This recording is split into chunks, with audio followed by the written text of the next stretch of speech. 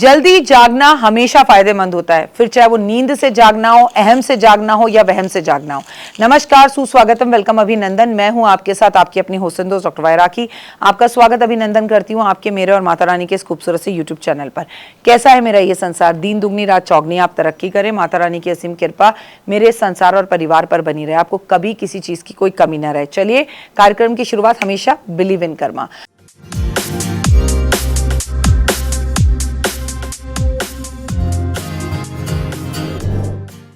बुध पूर्णिमा की हम बात कर रहे हैं। 1 मई 2026 शुक्रवार का दिन है।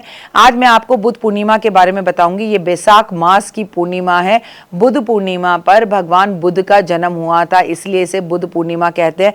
बौद्ध धर्म के लोगों के लिए नहीं बल्कि हिंदू धर्म के लिए भी बुध पूर्णिमा का महत्व बहुत ज्यादा है।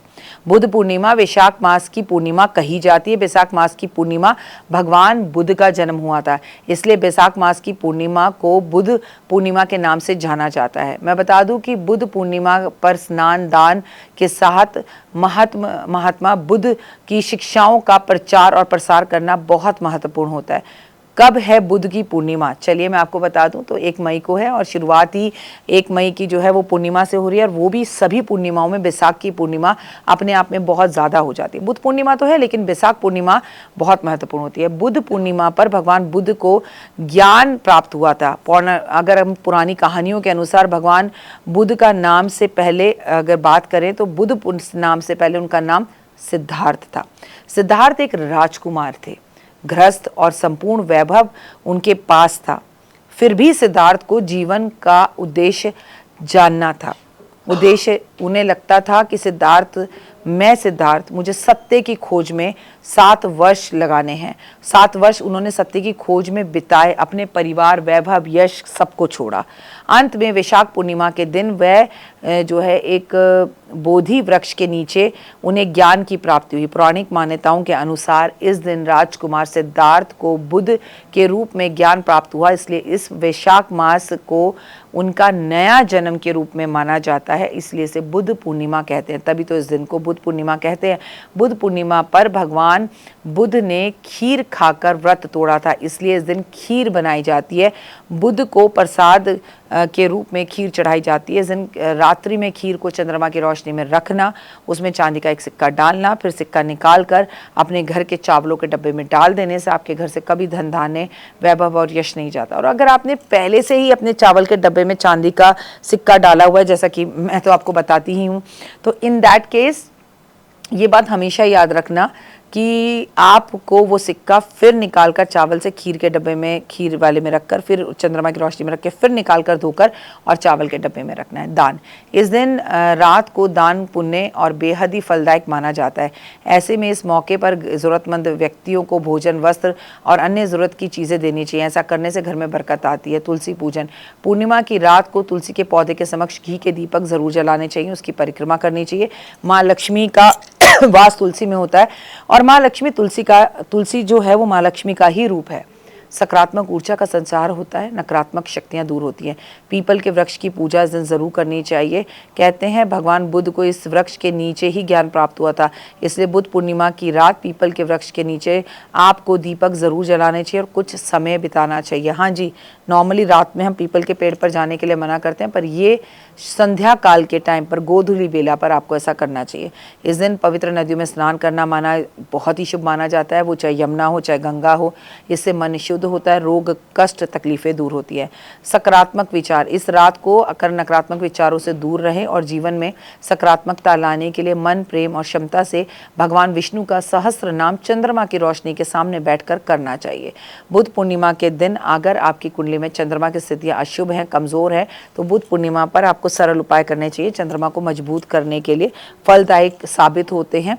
चाहे वो पूर्णिमा पर आप उपवास रखें, चाहे सत्यनारायण भगवान की कथा करें, चाहे विष्णु सहस्त्र नाम करें, और चाहे आप खीर बनाकर उसका वितरण करें, और चाहे आप चांदी की चेन में 5.25 रत्ती का ओपल का लॉकेट गले में धारण करें, ये बेहद शुभ रहता है। बुध पूर्णिमा पर सुबह स्नान के बाद सफ़ेद वस्तुओं का दान करना ज़रूरी है। इस दिन आपको 11 मूली दान ज़रूर करनी चाहिए। और इस पूर्णिमा पर, वैशाख मास की पूर्णिमा पर, भगवान को आपको दही का भोग लगाना चाहिए। इस दिन आपको दही चावल यानी कर्ड राइस बनाकर भगवान को भोग लगाकर उसे भी वितरण करना चाहिए। वहीं नॉर्थ में जहाँ खीर का वितरण होता है, वहीं साउथ में कर्ड राइस का वितरण होता है। बुद्ध पूर्णिमा की सुबह भगवान विष्णु की पूजा अर्पण जरूर करनी चाहिए। एक घड़ा पानी से भरकर खरबूजा, पंखा इस दिन दान किया जाता है। ऐसा करने से पीले वस्त्र दान करें, ब्राह्मण को पीली धोती दान करें, पंखा, चप्पल, छतरी, अनाज, फल, ऐसा करने से आपके पितृ बेहद खुश होते हैं और पितृदोष खत्म होता है। बुद्ध पूर्णिमा पर क्या ना करें, इस दिन बाल ना काटें, नाखून ना काटें, व्यवहार खराब ना करें, किसी का दिल ना दुखाएं, उल्टा ना बोलें, झूठ ना बोलें, बुजुर्ग लोगों का अपमान ना करें, तामसिक भोजन ना करें, पैसे का लेन देन करने से बचें, काले, नीले और गहरे रंग के कपड़े पहनने से बचें, ब्रह्मचर्या का पालन करें, भगवान बुद्ध के आदेशों को जानें। हजार लड़ाई के बाद भी मनुष्य तब तक नहीं जीत सकता तब तक वह अपने ऊपर विजय प्राप्त नहीं कर लेता। सूर्य, चंद्रमा और सत्य, ये तीनों चीजें कभी नहीं छिप सकती, ना सूर्य, ना चंद्रमा, ना सत्य। मनुष्य अपने लक्ष्य को प्राप्त करने के लिए ज्यादा अपनी यात्राओं पर ध्यान देना चाहिए। जैसे लाखों शब्दों के बीच में एक शब्द आपको शांति दे सकता है। जीवन में शांति, खुशी चाहिए तो कभी भी भूतकाल और भविष्य काल को आपस में ना जोड़ें। शांति व्यक्ति के अंदर होती है, इसलिए उसे उस बाहर कभी नहीं खोजना चाहिए, अंदर खोजना चाहिए। कभी भी बुराई से बुराई को खत्म नहीं किया जा सकता, हमेशा बुराई को प्रेम से ही खत्म किया जा सकता है। लड़ाई और लस्सी जितनी बढ़ाओ वो बढ़ती चली जाती है। ये बुद्ध ने नहीं कहा, ये मैंने कहा है। भगवान बुद्ध के विचार आज मैंने आप सबके साथ जो है वो साझा किए और उम्मीद है कि बुद्ध के जीवन से आपको जीने का कोई उद्देश्य जरूर मिलेगा। आप सबको इस पूर्णिमा की और बैसाख मास के संपूर्ण होने की बहुत बहुत शुभकामनाएं। आप सदैव सुखी रहें और खुश रहें। 1 मई शुक्रवार का दिन, और शुक्रवार को जब पूर्णिमा पड़ती है तो उसका महत्व कई गुना ज़्यादा हो जाता है। फिलहाल मुझे दीजिए इजाज़त। अपना और अपनों का रखिए खास ख्याल। चैनल को लाइक, सब्सक्राइब और शेयर ज़रूर करें। आप तो देख ली वीडियो, कैसी लगी, पसंद आई? चलिए, हो सकता है किसी को पसंद ना भी आई हो, लेकिन अगर हृदय से आप इन उपायों को करेंगे तो आपका फ़ायदा ज़रूर होगा। बहुत मेहनत करते हैं हम ये वीडियो बनाने के लिए, और मैं ही नहीं, सब। तो अगर अभी तक आपने मेरे चैनल को लाइक, सब्सक्राइब, शेयर नहीं किया, ज़रूर कर लें। अगर आपको किसी भी तरह की कोई जानकारी चाहिए या आप चाहते हैं आपकी बताई हुई वीडियोस मैं बनाऊं, तो आप यकीन मानिए हमारे नंबर आपको सारे वॉलपेपर पर दिखाई देंगे। इन सब नंबरों पर आप हमें तुरंत कॉल करें, और कॉल कर आप हमें मैसेज करें, व्हाट्सअप करें कि क्या वो विषय है जिस पर मैं आगे वीडियो बनाऊं। आप जो विषय मुझे देंगे उस पर मैं वीडियो बनाऊंगी। और हाँ, रुकिए, जाइए मत। आप में से बहुत से लोग मेरी इन वीडियो को रोज़ देख रहे हैं लेकिन चैनल सब्सक्राइब नहीं कर रहे, और उससे भी ज़्यादा प्रॉब्लम है कि आप मुझे अलग अलग चैनल्स पर देख रहे हैं।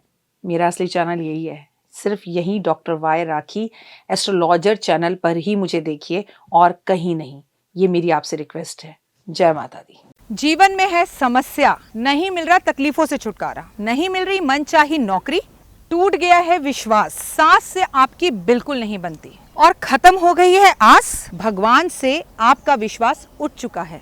टैरो के 78 कार्ड खोलेंगे भविष्य का राज। सरकारी नौकरी से हैं आप कोसों दूर, कुंडली जगाएगी कुंडली जागरण, कुंडली बताएगी आपका भविष्य। ऊपर से ये जादुई हवाएं, ऊपरी हवाएं, जादू टोना तंत्र विद्याएं, पति पत्नी और वो, करना होगा खुद पर विश्वास। दीजिए मुझे भी एक मौका, अपनी कुंडली दिखाइए, टैरो कराइए, लेकिन अपनी जिंदगी को जल्द बदलवाइए। मैं हूं डॉक्टर वाई राखी।